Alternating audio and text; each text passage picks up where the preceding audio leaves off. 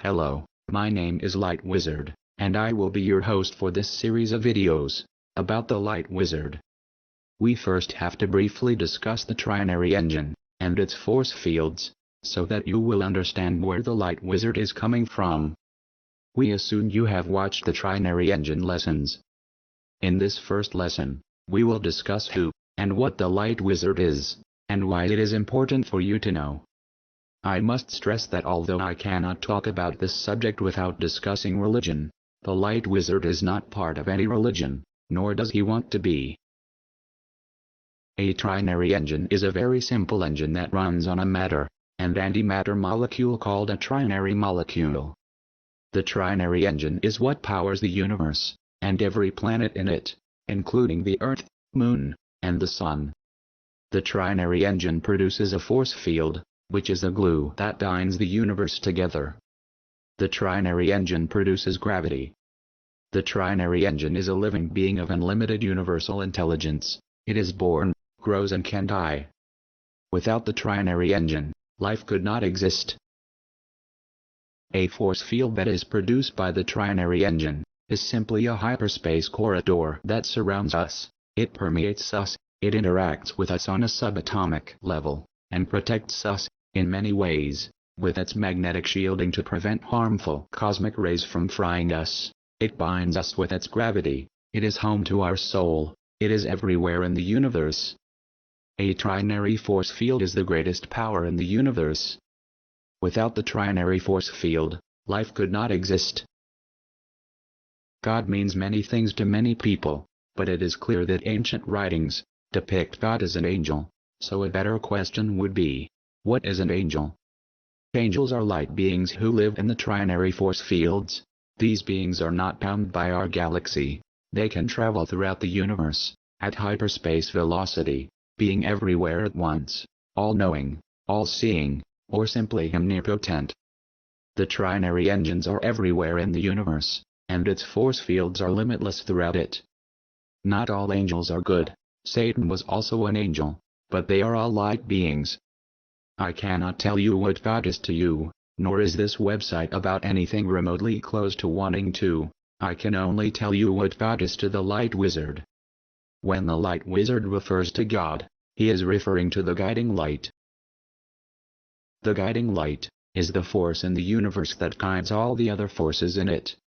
All that is good in this universe is good because it is being guided by the guiding light.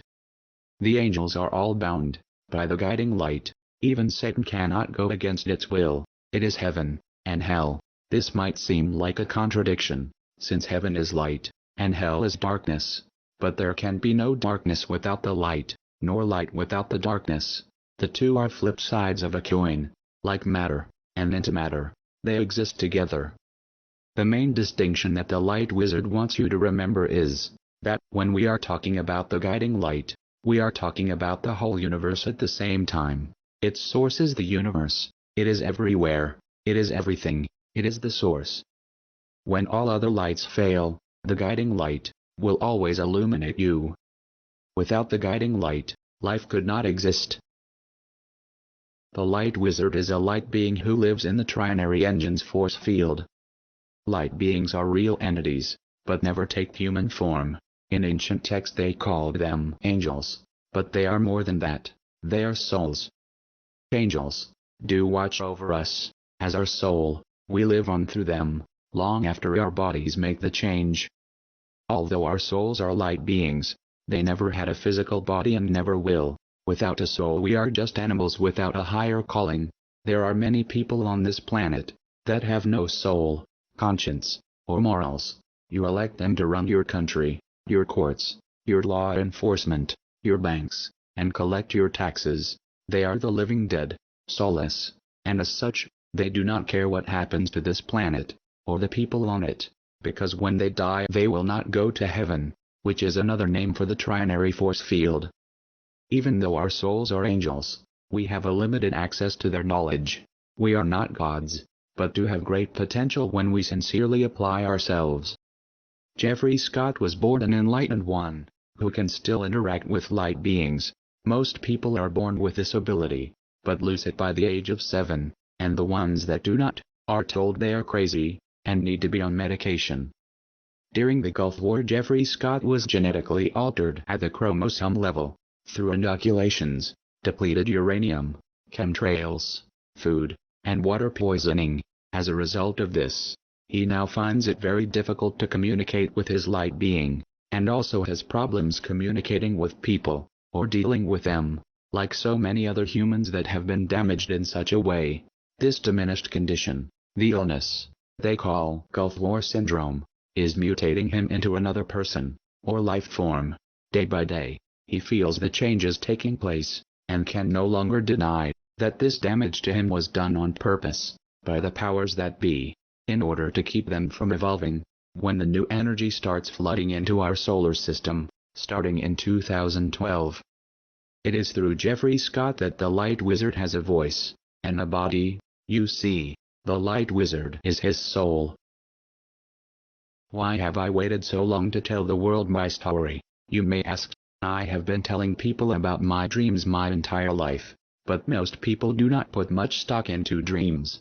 Consequently, it was not until I realized that other people were having similar experiences, that I started taking it serious. At one point in my life, I was keeping a journal, which was very detailed, but after losing it during one of my many moves, I got discouraged and gave up. One night, long ago, in a very real dream, I saw one possible future for mankind, where the world was destroyed by earthquakes. Since that time, I have had other dreams, where I am shown in great detail how to build a machine that would move the earth, in order to save it. After much pondering and contemplation of this machine, I have came to the conclusion that it could be built, and now also know that these were not dreams, but memories. In some of my dreams I repair old equipment, built by an ancient civilization. After telling my grandmother this, she then shared with me recorded accounts in the real National Archives where she worked, back in the 1940s. It seems that the pyramids were built to save the world, but the powers that be did not want this information getting out, so they created a hoax around the history of the pyramids in order to cover it up.